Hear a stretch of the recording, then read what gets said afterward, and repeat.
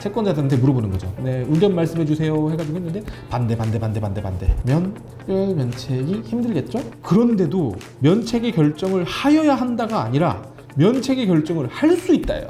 이게 뭔 말이냐? 네, 안녕하세요. 도산 전문 변호사 박승호 변호사입니다. 오늘은 개인회생에서 특별면책이라는 거에 대해서 한번 알아보도록 하겠습니다. 좀 많이들 생소하실 건데요. 한번 오늘은 이런 제도가 있다는 거에 대해서 알아보고 또 이 특별면책 제도에 대해서 여러분들이 주의하셔야 될 점도 알려드리도록 하겠습니다. 특별면책이라는 거는 여러분들께서 간단하게 생각을 하시면 내가 변제 계획안에 따라 다 못 갚았는데 면책을 받는 경우라고 보시면 됩니다. 말만 들으면 정말 흥미가 생기는 그런 제도인데요. 이름에서도 알 수 있듯이 특별면책, 매우 특별한 케이스이기 때문에 이른바 진입장벽이 매우 높은 제도입니다. 그냥 면책 결정을 할 때에는 당사자의 신청이나 법원의 직권으로 면책의 결정을 하여야 한다라고 되어 있습니다. 이게 무슨 소리냐면 당사자가 신청을 하면 법원은 반드시 면책 결정을 내려줘야 된다는 겁니다. 면책을 안 내려줄 수가 없어요. 무조건 내려줘야 되는 거예요. 그런데 특별면책에는 뭐라고 되어 있냐면 일단 첫 번째 이해관계인의 의견을 들어야 됩니다. 여기서 이해관계인은 누굴까? 바로 채권자죠. 채권자들한테 물어보는 거죠. 박승호가 특별면책을 신청을 했는데 어떻게 하면 좋을까요? 네, 의견 말씀해 주세요 해가지고 했는데 반대.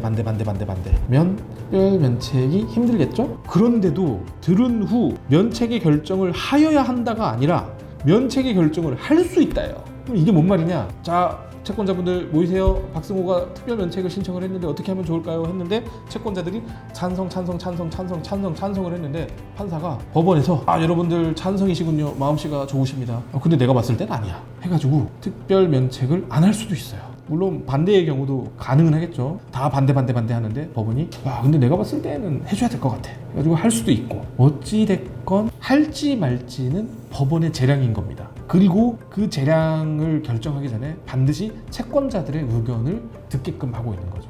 그런 면에서 차이가 있는 거죠. 일단 여기에서만 봐도 엄청나게 진입장벽이 높다고 볼 수 있겠죠. 자, 그러면 다음 각 호의 요건이 모두 충족되는 경우에 특별면책을 할 수 있다고 규정이 되어 있으니까 다음 각 호를 제가 한번 또 보도록 하겠습니다. 채무자가 책임질 수 없는 사유로 인해서 변제를 완료하지 못하였을 것.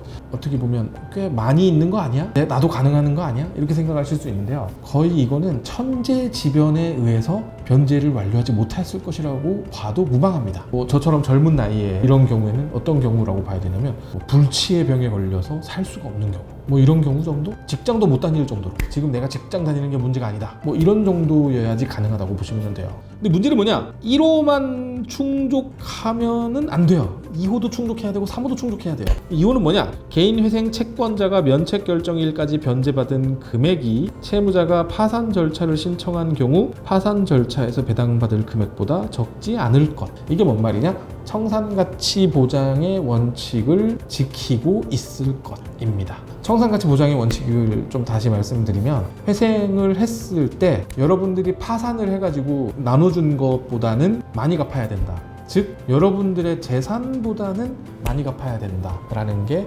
청산가치 보장의 원칙입니다. 근데 특별면책을 받으려고 하면 내가 이미 갚은 돈이 청산가치, 내가 가지고 있던 재산보다 이미 높아야 돼요. 그러면 여러분들 한번 생각을 해보세요. 예를 들어서 36회차로 갚는다고 생각을 해보세요.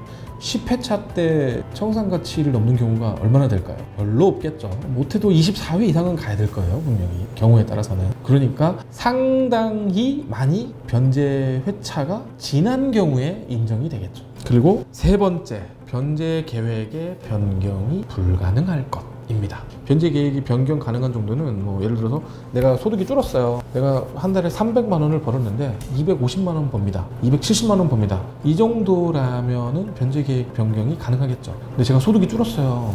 80만 원 벌어요. 변제 계획안을 짤 수가 없잖아요. 최저생계비보다 낮잖아요. 이런 경우라고 생각을 하시면 될 것 같습니다.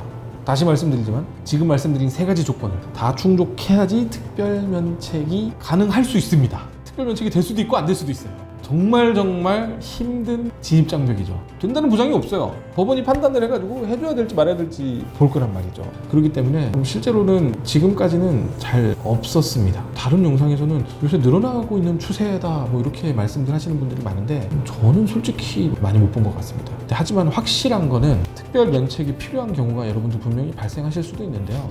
그때에는 여러분들 혼자서 하지 못하실 겁니다. 그렇기 때문에 그때가 오게 된다면 반드시 여러분들께선 전문가의 조력을 받으시길 권유하는 바입니다. 오늘 여기까지 특별 면책에 대해서 알아봤는데요. 좀 더 궁금한 점이 있거나 알고 싶으신 부분이 있으면 영상 하단 링크를 통해 상담 신청 남겨주시면 저희가 친절하고 자세하게 상담해 드리도록 하겠습니다. 내용이 마음에 드셨다면 좋아요, 구독, 알림 설정 부탁드립니다.